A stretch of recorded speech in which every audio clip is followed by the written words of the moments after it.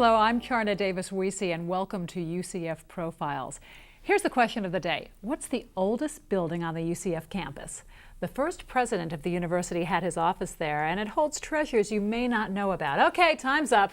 It's the library, and it's a lot more interesting and complex than you might believe. This is Dwain Teague, the director of major gifts to the library. I always love those two words, major gifts. Two of my favorite words. Sure. You know, I remember when I was a little girl, going to the library was very exciting, and it was just such a big deal. And I remember going, and at that time there were these Madeline books that I thought were huge. I thought they were totally enormous, and we couldn't buy them, we couldn't afford them, so I'd go to the library. But then when I was in college, it was, I gotta go to the library. But it's really, so many of us have so many memories there. It's really a place that we spend a lot of time in, and many of us probably wouldn't have passed and graduated if it wasn't for the library. What got you from little boy Dwain Teague to being a person who really is, because of your work, the library can expand and get bigger and better? And Sure. What path did you take Sure. to get to be the library fundraiser? Exactly. That's a question I get asked a lot, is how do you get into fundraising in particular, but in particular even more is for a library. I had the same experience as you did. I remember getting my first library card as a 5-year-old. So exciting. I remember going on Saturdays with my dad to go check out books and things like that. So that was ingrained in me early on. In college, I needed a job to work my way through school and fell into the library there, worked my way through school in the library, graduated, started grad school, began working full-time in the library to work my way through grad school, segued over into the development side of things, and that's what brought me here. I have about 7 years of experience in academic fundraising, so in particular for libraries. So it's a unique chance to be here at UCF. I'm bringing my knowledge and background to UCF to try to expand our development program for And the it's a libraries really here. cool thing for students who are trying to think of, well, what do I want to be when I grow up? Thinking, well, this is Sure. something, academic fundraising is something you wouldn't actually think of as being a particular niche. Exactly. And it really is a growing opportunity for people who are very focused on customer service, being externally related, and just doing a sales kind of push, encouraging people to consider their philanthropic giving to the university. And obviously my goal is to consider those gifts for the library in particular. And you think about the library, you don't even realize the enormous amount of work to run it, Right. with the amount of books that are in there. Sure. We have approximately 1.6 million bound volumes in the collection, plus a myriad of electronic databases, websites, and microfiche. And is that only in the main campus? That is mostly in the main campus library. We do have 2 branch libraries. One is on campus and one is down at the Rosen College of Hospitality Management. Then we have several joint use facilities, which is one here in Cocoa and then one up in Palm Bay and in Daytona. So those are some extra titles as well, but 1.6 is our total. So this is like operating a business. This is a business within the university just to keep that going. It really is. It really is. We employ approximately 140 full-time employees. Those are faculty and staff. We're one of the largest employers of student assistants on campus. So that's a great chance for, once again, students to get the experience I had in working and going to school and learning about the library. I had a friend who did work study at the University of Florida, and he worked in the library the whole time. He loved it. Sure. He totally loved it. So this is almost, I would bet, almost run like a corporation, because you're purchasing new books and getting new information every day, and there has to be the decisions made. Well, what do we do? What do we take in? What do we get rid of? What's new? What's hot? Exactly. Our purchasing budget is approximately $5 million a year for purchasing of those books, journals, online resources. So that's a lot of money that has to be spent. And once again, the overall goal is those items are going to benefit our students on campus, our faculty and staff, as well as friends in the community that want to come in and utilize our resources. I wonder if there's any odd requests from people that can you get me this? I bet you there are. There are. Okay, let's pretend, because we're going to have to pretend this, that Sure. I've got very deep pockets, which I don't. But we can pretend for now, and you are coming to talk to me, and you need to convince me, why should I give money to the UCF Library? So I want to hear your spiel. Sure. Well, what we would assume is that you do have some connection with the library. So this isn't just a pure cold call visit. We've gotten to know you a little bit. I studied there. You've studied there. You're an alum. You've come to some events where you've toured the library. So you have some awareness of what we're doing there. And during our solicitation visit with you, we would just pull on those emotions that you have good experiences there. You currently utilize the facility. Maybe your children are going to start using our facility in the future. future, you understand how vitally important academic libraries are, in particular at UCF, because we're one of the largest libraries in Central Florida. And so we tug on those emotions a little bit. Then we try to persuade you to understand how your philanthropic gift can benefit the library and help us continue to grow and expand our collections, our facilities, our offerings to our students and friends in the community. And then there could be some ways we can honor you as a donor. You may want to make a gift of enough size to actually name the building. The UCF Library has never been named in honor or memory of anyone. Get out your checkbooks. It would take a sizable gift to do that, but that's definitely part of my job, is to promote what we're doing and identify that major donor that may want to name the library, or if you want to give a gift of, let's say, $25,000 to $30,000 payable over a 3-year pledge period, we could name an endowment in honor of you and your family toward a particular subject area that's of interest to you. I would imagine naming the library, that would be huge because it would be a forever thing. It really would. It's so it would have to be a pretty big gift. Somebody who's really had some good experiences. Exactly. And what's interesting, though, is a lot of our donors for the library may not necessarily be UCF alumni. In my experience in working in libraries, because libraries tend to be part of the community, and a lot of our donors actually come in, they have no direct tie to the university other than their use of the library, which is a neat spin on things. And I guess also there are donors that can also give whatever they can. It doesn't really have to be in the tens of thousands of dollars. That could help as well. It really can. We encourage everyone who has an interest in giving to just consider giving. If it's $20, that's great. $50, we'll purchase a book for the collection. We can put a book plate in there if you wanted to dedicate a book in honor of someone. $100, $1,000 is what we generally consider a good annual fund gift. So if you just get in the habit of once a year making your pledge or commitment to the UCF libraries for $1,000, that goes a long way toward our endowments, and that also engages you more in the university community. You get invited to events that other donors may not be able to come to, but at the $1,000 and up level, you get invited to come to some of those. And every little bit helps. Every little bit helps. I mean, if you get $100, that's great. If you get 100 gifts of individual $20, that adds up as well. 100,000. 100,000 is always nice. It really is. We're getting to the more major of the gifts. Exactly. And once again, some families actually have the capability of making those larger gifts, but if they haven't been necessarily philanthropic in nature and understanding the process of giving that money away, that's where the process of what we call cultivation comes into play. And cultivation can take a few months. It may take several years. Now, what's that? The cultivation is essentially just the process of getting to know you, the donor. I'm the paid fundraiser for the university libraries, so I'm out trying to promote what we're doing. Let's say I meet you at an event, and you mention, oh yes, I graduated from UCF and I like the library, and I remember such and such, because I just gave you a library story, but everybody has a library story. Exactly. Everyone has some connection, and so if that piques my interest, I may be able to say, well, could I follow up with you at some point, invite you to come back for a detailed tour? That may go well. We could discuss initially some of our goals for fundraising over the next few years and say, as we cultivate our relationship with you, would you consider, if you're possibly able, to consider a gift in the next couple of years? And you as the donor may go, well, this year, we're really not in a position, but next year we may be able to.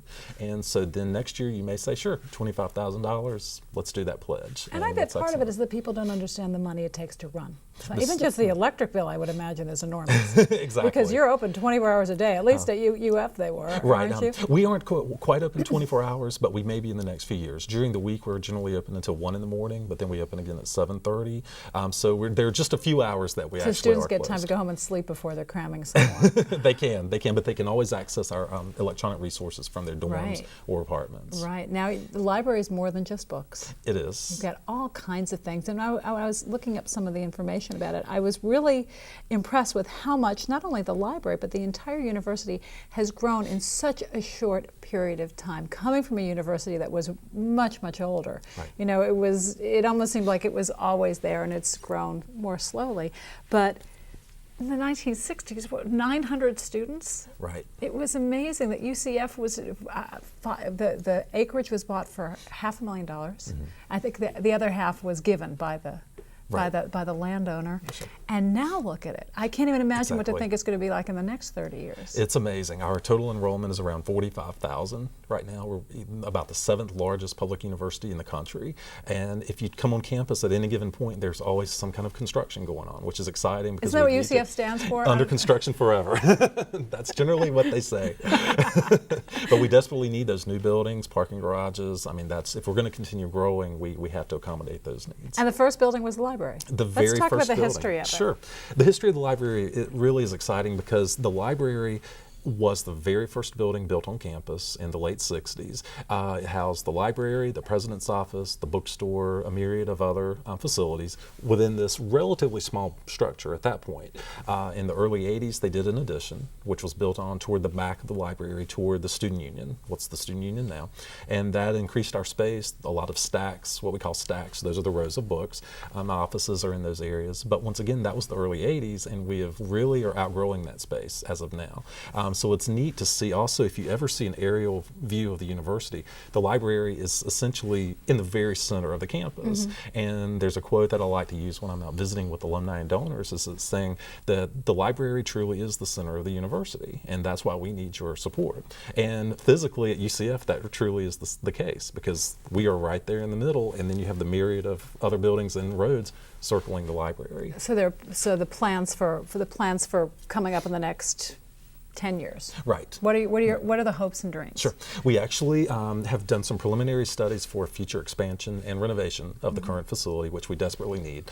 We've worked with an architectural firm in New York City who focuses on academic library construction projects, so they know exactly the unique qualities that we will need in I a would new imagine, building. because you just in doing space planning, in and of itself, you have to meet the code for handicap access. Exactly. And you have to probably keep the books at a certain temperature, a We certain do. humidity. So it's very complex to, you can't just build it like you would build any other shell. You can't. You really can't. There are so many other factors that come into that. And so we've worked with this group. They've done some preliminary studies of what we need to do to get ready for that building, as well as what those renderings may look like. And so we're very excited about that. Did you have stuff to show me, I think, of the renderings? We do actually, but I believe I stripped those off with my other paperwork, so I apologize. Okay. That's okay. Well, we could just have a visual, put it in our mind's eye. If the primary goal is, if you picture the front of the library, Okay. the way it stands now, the Right. building to the left of that is the John T. Washington Center, which is the bookstores in there and some other shops. The overall goal is for us to expand and connect with that facility via an air-conditioned atrium, and they would expand up, so which would give more space to the Washington Center plus for the library, and actually connect us, which would be nice.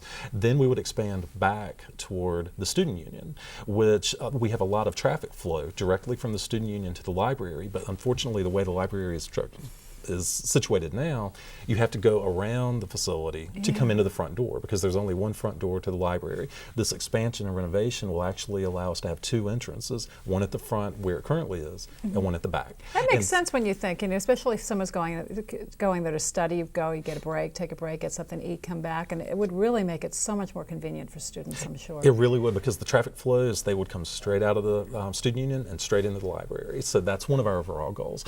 We are probably about 4 years away from actually beginning that project. We're laying a lot of groundwork fundraising-wise for that, because that project, if it were to start today, would be around 85 to 90 million.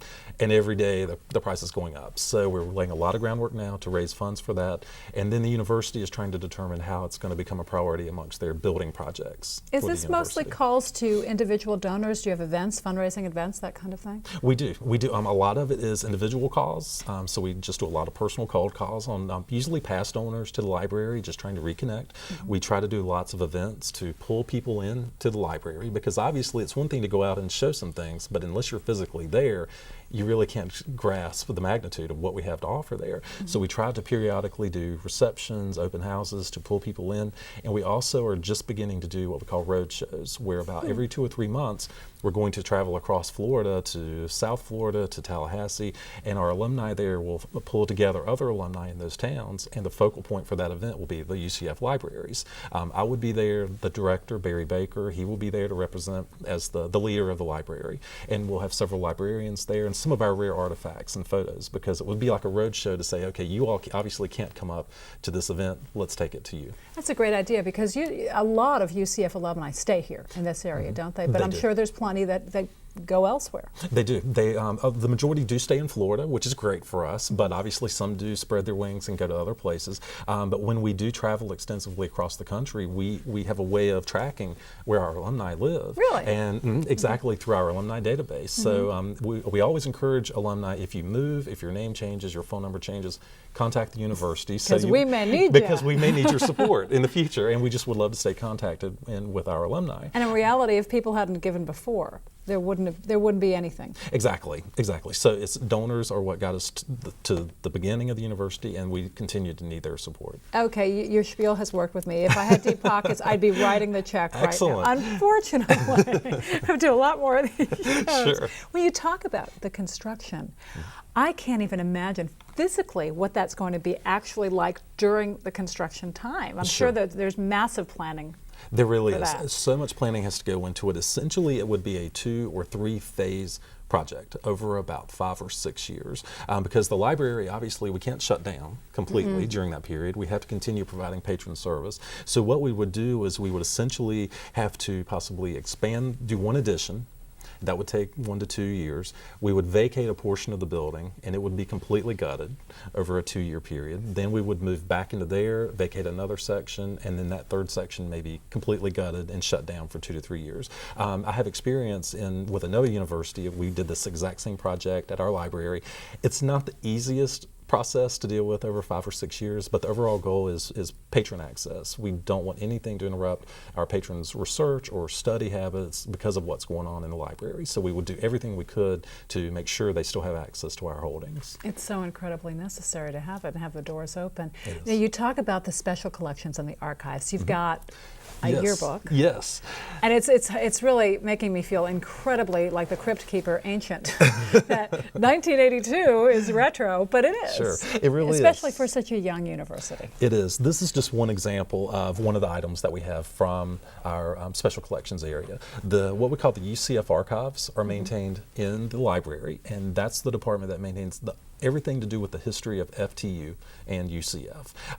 Yearbooks, newspaper clippings, photographs, anything that has to do with the history of UCF, we want to maintain and preserve that because that's our history, and we need to preserve those items. The initial spade that was used to turn the first chunk of dirt for the university, we have that in the archives as well. So those are some unique things that a lot of people may not realize that we do have, and the public is welcome to come in and view those items. The special collections area, generally, we encourage you to have an appointment to come up there because we want to make sure we have the items pulled, because those are closed stacks. The public can't go back to those particular areas, but we can retrieve the items and bring them to you. So those are really neat.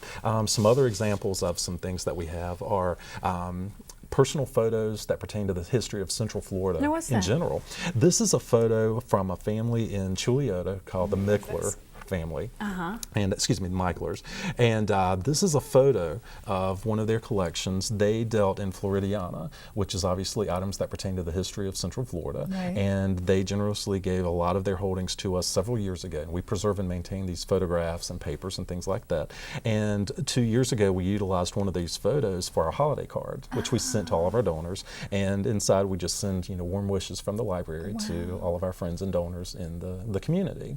And so this is just a neat example of how we once again are promoting our holdings through a mailing, and on the back we just give a little bit of the history of the photograph and the collection, which hopefully would pique someone's interest. And where is that from? What is the picture actually of? Sure. This one is the Suwannee River, which I'm relatively new to Florida, so that should be somewhere in the Central Florida area. But I'm sure you've heard the song. Yes, exactly, exactly. So that was one great example. Then a few other things that we have. This is a postcard that the UCF Archives created as well. And once again, it utilizes. It really looks like the 70s, very doesn't 70s. But it really appeals to the young and old because a lot of people can relate to this image of the unicorn and the psychedelic colors. And it's in style again. It is really 70s. in style. It really is. And what's neat is this is once again the image of the yearbook on the front, and it's a postcard that they created. And once again, this is something in particular that I in general would love to utilize because it's a neat way to send a note to a donor. Hello, hope you're doing well. Look forward to seeing you next month. And they flip it over and it's like, oh, that's a yearbook cover from maybe when they were in school there. Right. So which is a neat tie. And you have to be in touch with the past to go ahead and look towards the future, especially with somebody who was here in 1971 and they come around and they say, whoa, Right. look what has been done Exactly. in such a short period of time. Exactly, exactly. And this is just one way of getting the word out there. And obviously our goal is that they may say, oh, they want to share this with their friend or neighbor who likes libraries, and maybe they have no direct tie to UCF, and you just never know where our next donor may come from. And when we say donors, generally we focused on obviously the financial donors, but I don't want to encourage people not to consider giving of books and other things, because we are always in need of books and journals and things like that to possibly supplement our collection. And if someone's cleaning their garage out and they have 5 boxes of books, they're not sure what to do, please do contact us. They may be worth something. They could possibly be worth something. We may have identified some rare items that could benefit special collections. We may have some gaps in our general collection that those items may be able to fill, once again at no expense to us. And if we do possibly get items that really don't fit within our collecting area, that we really can't add, we generally ask the donor if we can give those to our friends of the library to be sold at a book sale once a year. So in essence, that money then comes in and helps our endowment. So it's cyclical. You mentioned special collections. You have things other than books, art. I was surprised the art of the West Indies is a big collection as part of the library. It really is. That's one of our largest collections in special collections. That collection encompasses everything that has to do with the culture, history of the West Indies. That was really surprising to me. I guess you just had a collector that had this, and we did. A collector, Mr. Bryant, back in the 50s and 60s and 70s, during his extensive travels, obtained this huge collection of paintings and other memorabilia from his travels in the West Indies, and he chose to give that collection to the UCF Libraries, which is an extensive, very valuable collection that we maintain, and we try to display those pieces so they're not just squirreled away in a back room. We want our patrons to be able to see and enjoy those, but his paintings, photographs, just a myriad of items. Really cool. And I've also noticed some of the exhibitions you've had, and I wrote some of them down that really, there were a couple that were really surprising to me. One was a futurist. It was a comic, something with comics. Yes, we've had a display of science fiction materials in there. We recently held an exhibit of a local Florida collector of African American items that document the history of Central Florida in particular. So that's a very particular subject area that a lot of people may not know about. And her name was Carol Mundy, and so she came and we'd had an exhibit opening, and a lot of people came and heard her speak about her passion for collecting. And there's also different exhibits and traveling exhibits, like the one with the link between Maitland and Eatonville, a lot of historical documents. A lot of historical documents. The UCF Libraries actually are doing a joint partnership with the Orange County History Center as well as the Orange County Public Libraries. And it's a joint project where we're trying to digitize a lot of the historical documents, once again, that pertain to the Central Florida area. And so this is a neat collaborative effort for us, and it's going to benefit the people of Central Florida. A really good way for somebody who's interested in seeing this to just be able to do it without having to go into the archives or touch documents that might be harmed by being handled. Exactly. The digital project and digitizing things does exactly as you said. You can see it and almost practically touch it, but it's preserved forever because it is on a screen. Because that's a big problem. It really is. It really is, because as the paper years ago may not have been acid-free, and it's deteriorating or it's gotten wet at some point, and so we really have to be very careful with those documents. You mentioned FTU. For people who might be new to the area, may not have known what FTU was or what it actually is now, and reading about this and learning about the history of the university, I didn't know that this was actually meant to be as a training ground for the space program. I didn't know that. That was a very interesting, that the original thought was there was so much going on here. I think at the time was with Martin or Lockheed, right. And then with the Mercury program, they figured, well, we need some place to educate these people. Right, exactly. And so yes, that's exactly how it started. So a lot of people came to school here to learn about the space program and things like that, and would go to work here in Cocoa, in that area. And then slowly the university started growing, and it was like, oh, this is actually, we have a lot more to offer. We need teachers, we need business people, we need nurses, and you name it, we can offer it. And so we really have grown tremendously since then. What's your wish list for the library? I mean, if you had in your wildest dreams, you could just say, I want this and I'm going to get it. What would it be?